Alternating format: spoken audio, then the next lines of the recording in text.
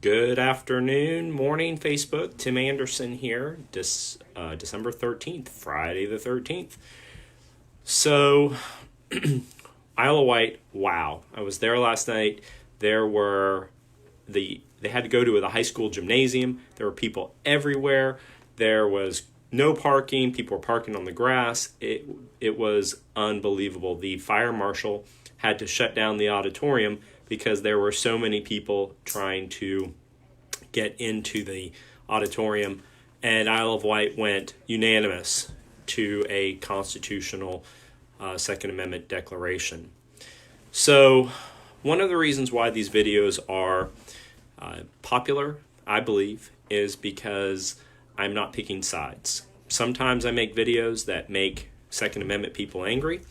Other times I make videos that make the anti-Second Amendment people angry.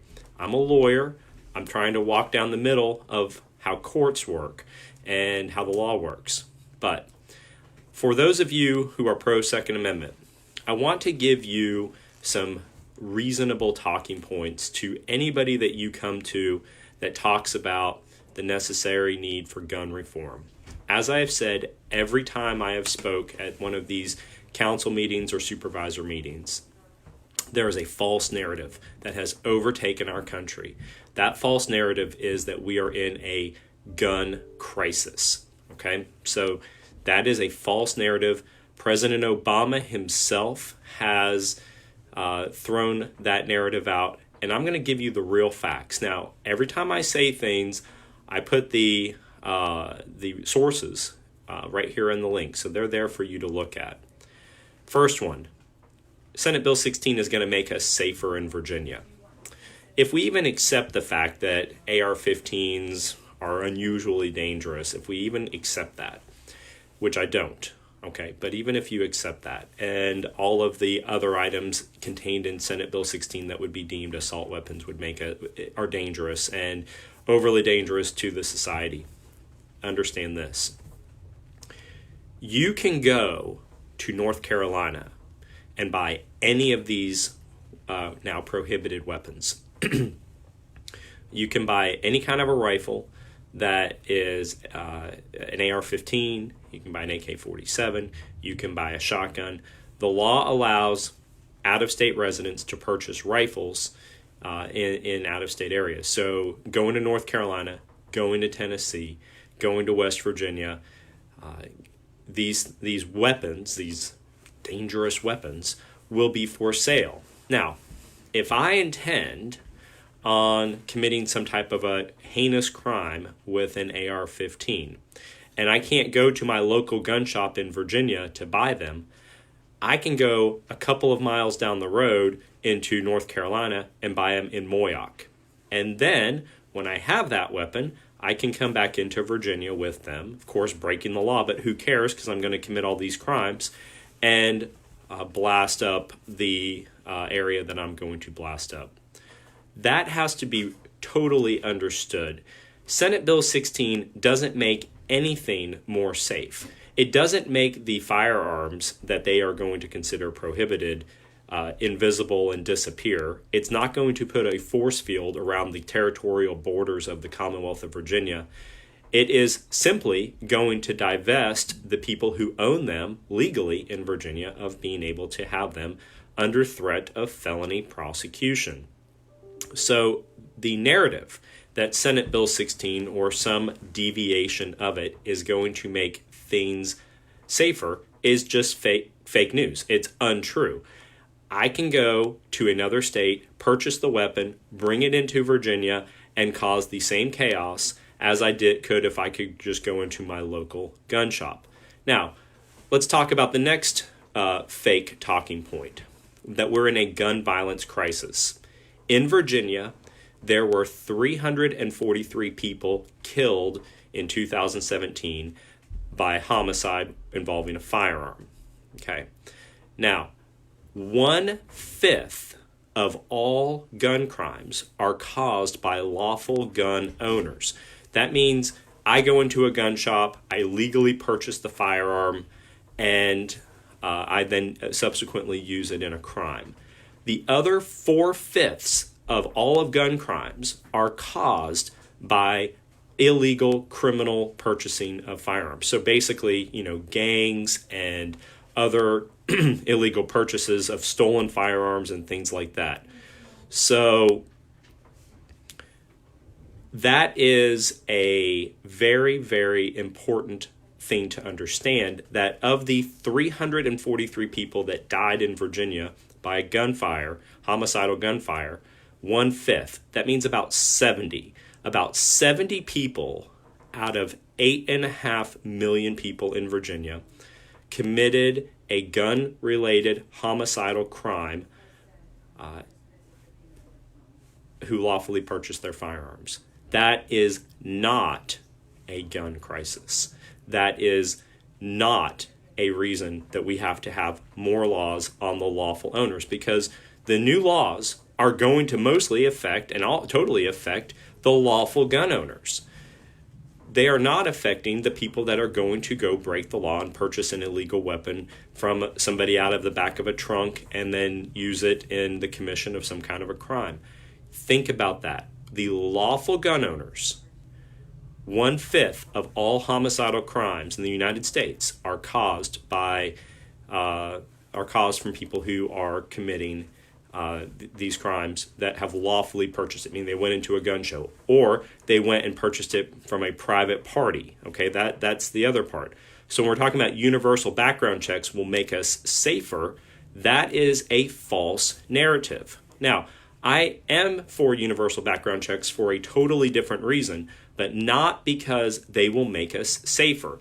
Because it is lawful to purchase a firearm between two parties without doing a background check. So those people fall in the category of lawful gun owners. All right. So 1/5 of everybody who's lawfully purchased a gun, either went to a gun shop or legally purchased it between two private parties, commit gun-related crimes. 4/5 of all of the other gun-related crimes, homicidal crimes, are caused by illegal purchasers who've obtained the firearms, from an illegal source. That's an important fact. We need more gun-free zones. Now, there's a statistic that even the president has quoted that 98% of all mass shootings occur in gun-free zones. Now, let me tell you about statistics, all right? It depends on what the variables are. For instance, there are 3 lawyers currently in my law office right now. If I say I am the highest educated lawyer in my office in the 40 to 50 year old age group, then that would be 100% true. That's because one lawyer is in the 30 to 40 age group and one lawyer is in the 50 to 60 age group. So for me to say that I am the highest educated, smartest attorney in my office is a true statement. Now, whether that's a factual statement when you're really doing other things, that's where you have to be careful with statistics. But here is a very high fact, no matter how you crunch the numbers. 98% of mass shootings occur in gun-free zones. Schools, festivals, events. We have seen that the Senate is trying to now propose legislation that you can't bring firearms to places, public parks where alcohol is being served. If you consume, even a sip of wine or something like that. The idea is that mass shooters are attracted to gun-free zones because they can cause the most danger. Now, last night in Isle of Wight, the supervisor said the most dangerous place in the world to be is at a gun-free zone, and he's right. Building number 2 in Virginia Beach was a gun-free zone. If building number 2 had any type of response in there, anybody, even employees or some type of armed sheriffs or police officers that were in the building, that shooting would have resulted in a much different place. But if you are in a gun-free zone and you are not allowed to be armed, you are a sitting duck if somebody comes in there with a gun. So, next false narrative, and this is probably the most egregious. The United States stands alone in the world for these mass shootings. Now, this is very important because this is the pivotal talking point by the Democrats. Let me tell you this. There's research group called the Crime Prevention Research Center, and I've published their article. And in fact, it's so true that the Chicago Tribune posted the op-ed by the president of this organization. The Chicago Tribune, where guns are illegal in the city of Chicago, posted his op-ed. Here are the true facts.